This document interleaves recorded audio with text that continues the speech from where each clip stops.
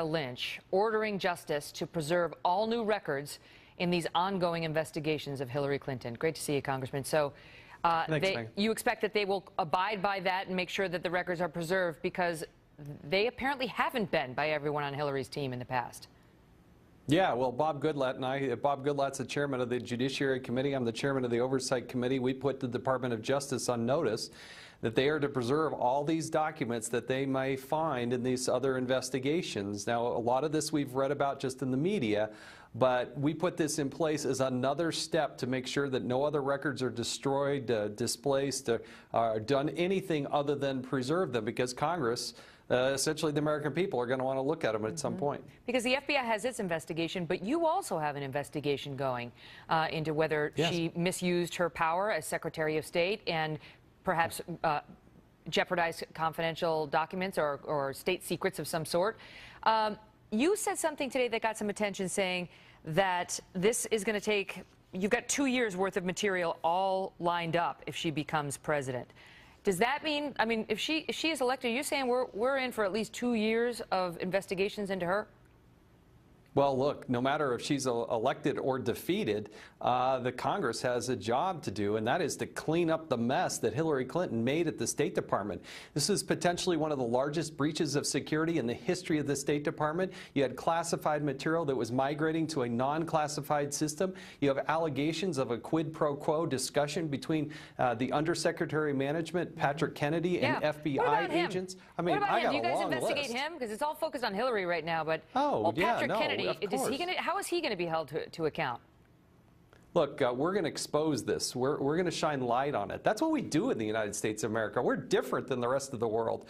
We are self-critical, and I have a constitutional duty to be the tip of the spear, to be that check and balance on the executive branch. I'm not here to be a cheerleader for the president, and shame on those Democrats and the others who say, oh, we should just back off if she's elected. No, no matter what happens in this election, we're going to work to hold her accountable. She's the one that created this mess. What about, I have to ask you about the fact that you say you're voting for Donald Trump. You said just earlier last month, October 8th, the day of the Access Hollywood tape breaking, I'm out. I can no longer endorse Donald Trump for president. And you talked about your 15-year-old daughter, saying you can't look her in the eye and tell her that you endorse this man when he acts like this. So, you know, I realize voting for him is different than an endorsement, but how are you going to look the same 15-year-old daughter you referenced and explain your vote? Well, my wife and I did vote for Donald Trump last week. I think we're doing and going through a lot of the discussions that people all across this country are doing. I never, ever want to be able to say it's President Hillary Clinton, and that's the choice. There's only two people that have a chance of becoming the president.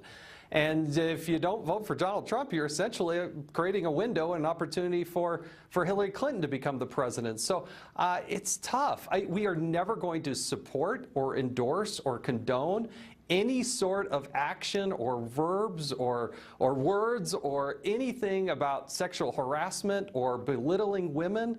I don't want to ever be in that position, but we're with a choice right now. Okay, but Two people have the chance to become the president. Let me play devil's advocate, because what his critics would say is past his prologue. And if he gets into the office, the most powerful office in the land, and does any of this stuff to any young women, that's on you if you voted for him. That's their argument.